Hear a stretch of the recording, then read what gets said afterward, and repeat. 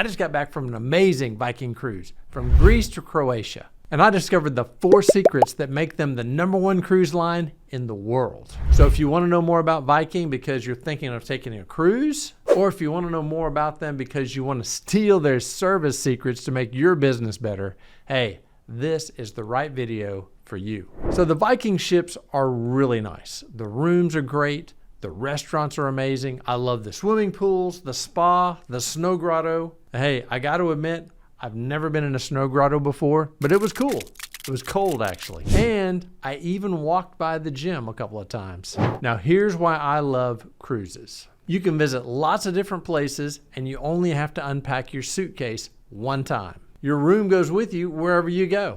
So every morning we would wake up in a new city or even a new country, and our stuff was already there. So we just got to go and enjoy the tour. So the first thing we would do, we would go up to breakfast. Now they had an amazing breakfast buffet. It was just unbelievable how many great items were on that buffet. You could even get them to make you an omelet to order, or you could go sit in one of the several restaurants and have a full service breakfast there. After breakfast, we would go on one of the excursions. Now, there's several excursions that Viking offers. Now, there's a free excursion that just is included in the trip, and that usually includes a bus ride to a city, a little walking tour, and it was always really nice. And they also have some more elaborate excursions, which cost a little bit more, a little bit extra, but usually includes some kind of a meal and more activity. Now the tip is schedule your excursions early, as soon as you buy your ticket. Some of the more popular excursions sell out very quickly.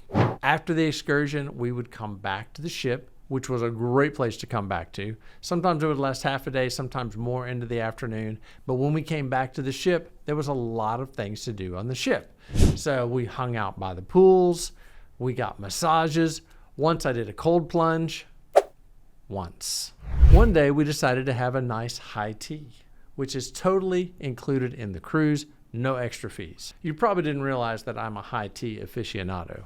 I love me a nice Earl Grey and some cucumber sandwiches. Now the way I found out about the 4 secrets is because I kept hounding the cruise director, the assistant cruise director actually. This was a young man, his name was Johnny Lindsay, and he was not only head of many of the excursions on the ship, he was also one of the ship's entertainers. Touching me and touching you. One night after trivia, he ran a very fun trivia game every night. Sometimes it was just general trivia, sometimes it was name that tune. It was always a lot of fun.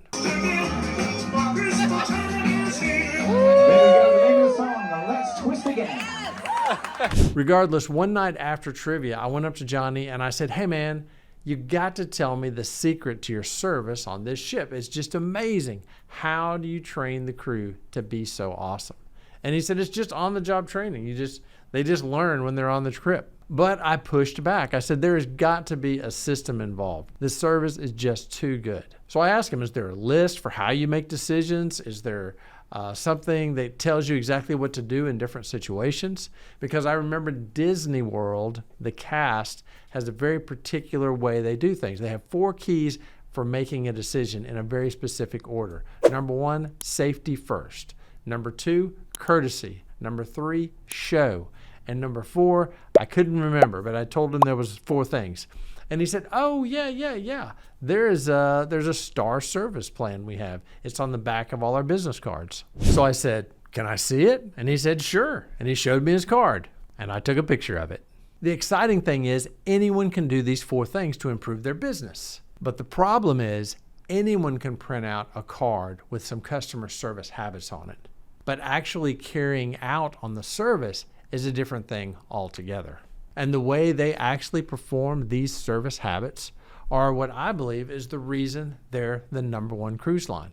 It's called star service. So let me show you how I observe them actually doing the things written on the card. The S is for smile and make an amazing connection.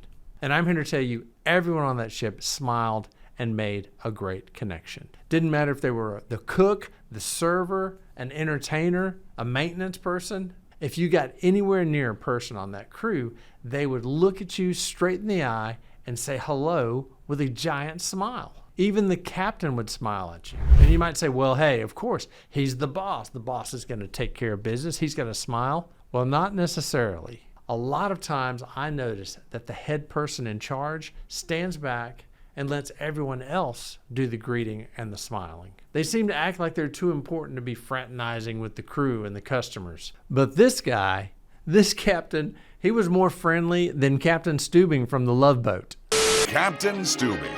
He was out and about all the time, and every time I saw him, he was smiling and greeting people. And I'm sure that's one big reason that everyone else on the crew was always smiling and greeting people.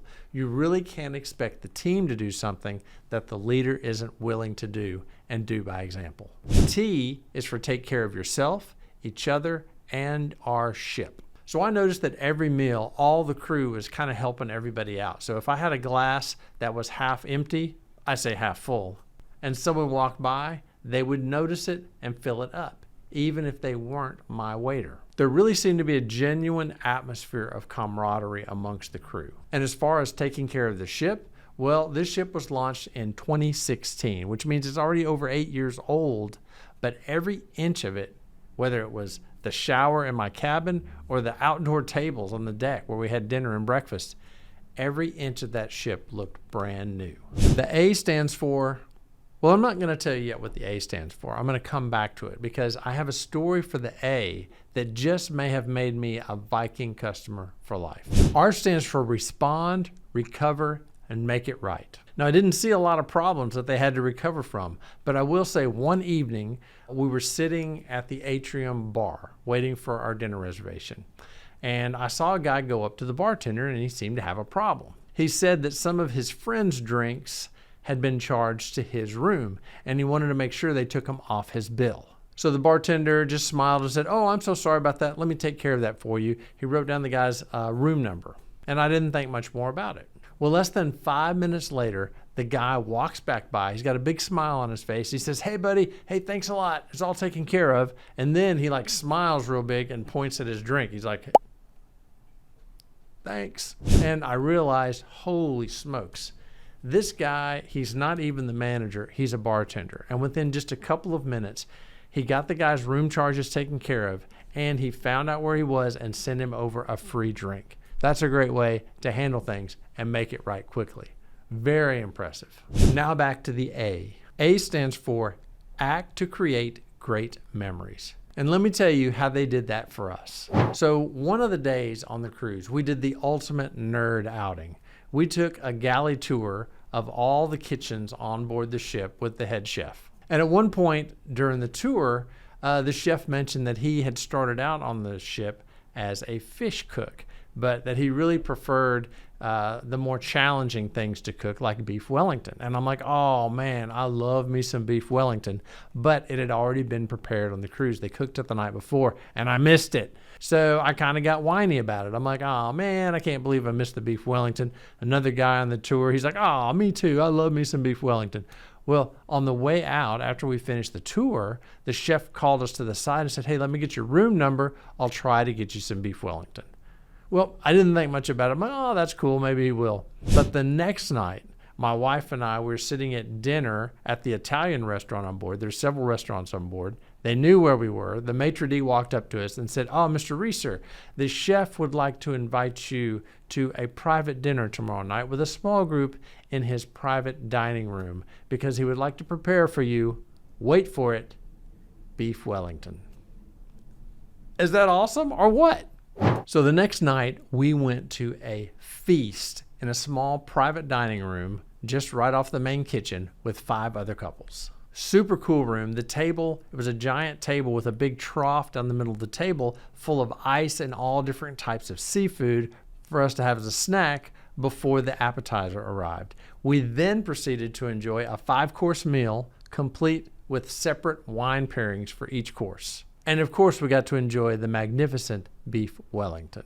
So this was a terrific memory for us. And I'm sure that that chef was on the lookout all the time for ways that he could make a connection with people and make these great memories. And I'm telling you, every time he had one of these meals, I bet he did it several times on the trip, he made a small room full of raving fans. So I asked the other people that were at the meal that night, I said, "Why did you get invited to this thing?" Well, again, one guy was in the dining room with me, on the tour with me, and he just loved beef Wellington. There was two other couples that were also on the tour. One was two ladies who had just done a lot of cruises, and this was an appreciation for them for all the cruises they were done. And one guy, he was actually a retired Canadian mounted policeman, a Canadian Mountie, and he had a bad experience. He was in room service. He had ordered room service. He said the chicken was dry, it was cold, it was slow getting there, and they called to ask him. They said, how was room service? And he said, well, I'll tell you the truth, it wasn't very good. So he got the call, and they asked him to come to that dinner to kind of make up for his bad experience. Now, that's an A and an R. So if you're thinking about going on a cruise, I can recommend Viking Cruise Lines. And if you want to know more about how to grow your business, I would